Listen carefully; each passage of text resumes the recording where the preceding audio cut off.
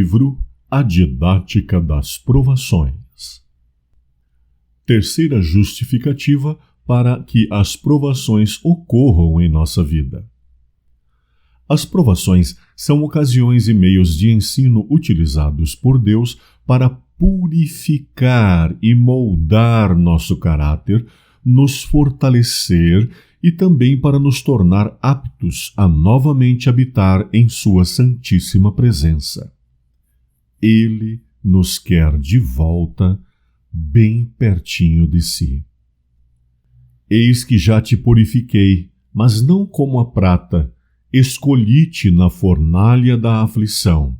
Isaías 48:10. Para serem provados, purificados e embranquecidos. Daniel 11:35. Provas e aflições sobrevirão a toda pessoa que ama a Deus. O Senhor não realiza um milagre para impedir esse transe da prova, para proteger seu povo das tentações do inimigo. Devem-se desenvolver caracteres que decidam a aptidão da família humana para o lar celeste. Caracteres que subsistam sob a pressão de circunstâncias adversas na vida particular e pública, e que, sob as mais fortes tentações, pela graça de Deus, se tornem bravos e leais, sejam firmes como a rocha aos princípios, e saiam da ardente prova mais valiosos do que o ouro de Ofir. Deus aprovará com sua assinatura como eleitos seus aqueles que possuam tal caráter. Review and Herald, 14 de setembro de 1897. Ellen White. O Senhor deseja que sejamos semelhantes a Ele em caráter. Era assim no início, ou seja, Adão e Eva possuíam um caráter perfeito, a imagem do caráter do próprio Criador. Eram pessoas providas de santidade plena devido à criação original de Deus e de sua presença constante e pessoal com elas.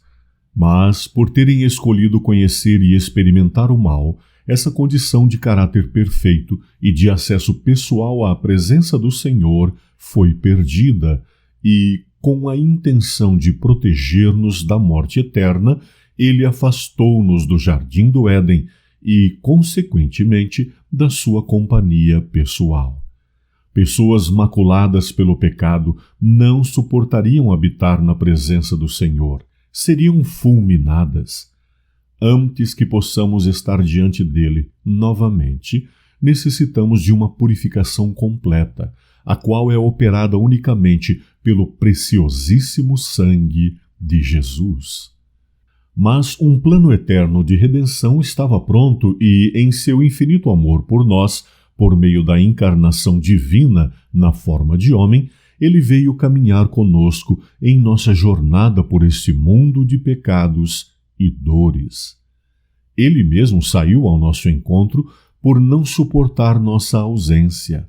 Agora, para nos reconduzir ao lar, Ele precisa depurar nosso caráter, extraindo impurezas que ao longo dos séculos da existência humana incorporamos ao nosso modo de vida.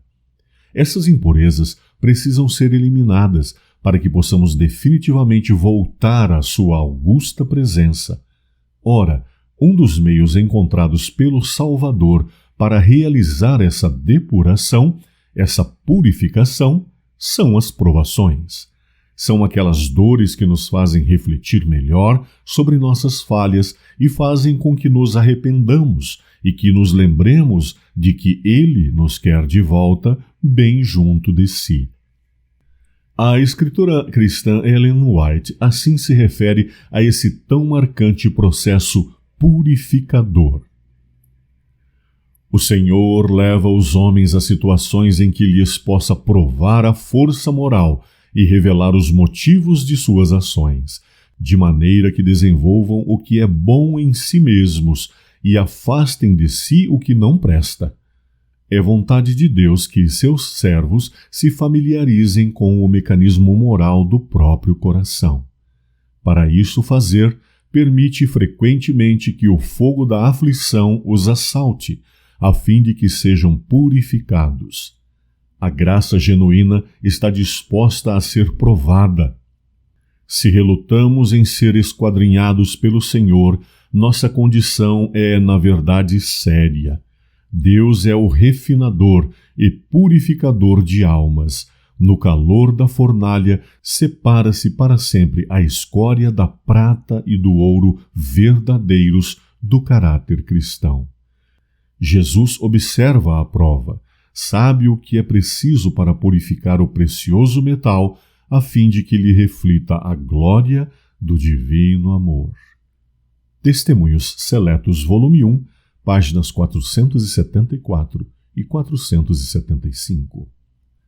Pedro, por exemplo, poderia ter se afastado para muito longe de Cristo, tão longe que ficaria impossível voltar, assim como o fez Judas, mas, sob a pressão da dor probante após a tripla negação do seu mestre, chorou amargamente e nunca mais foi a mesma pessoa. Isso significa dizer que ele eliminou da sua vida as impurezas da mentira e da traição, bem como de outras imperfeições. Tornou-se um homem de Deus, um apóstolo destemido e totalmente entregue ao seu comandante eterno.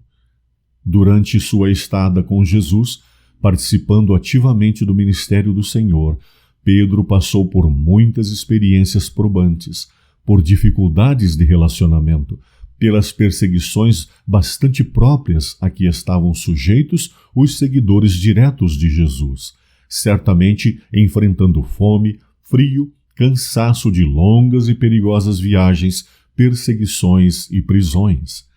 Pedro passou por violentas tempestades em algumas das navegações empreendidas. Passou por repreensões advindas do seu grande líder, sendo que tudo isto ia se somando como peças de uma grande história que deveria ser construída na vida do maior líder entre os apóstolos. Pedro estava em uma fornalha de fogo ardente, sendo lapidado por Deus.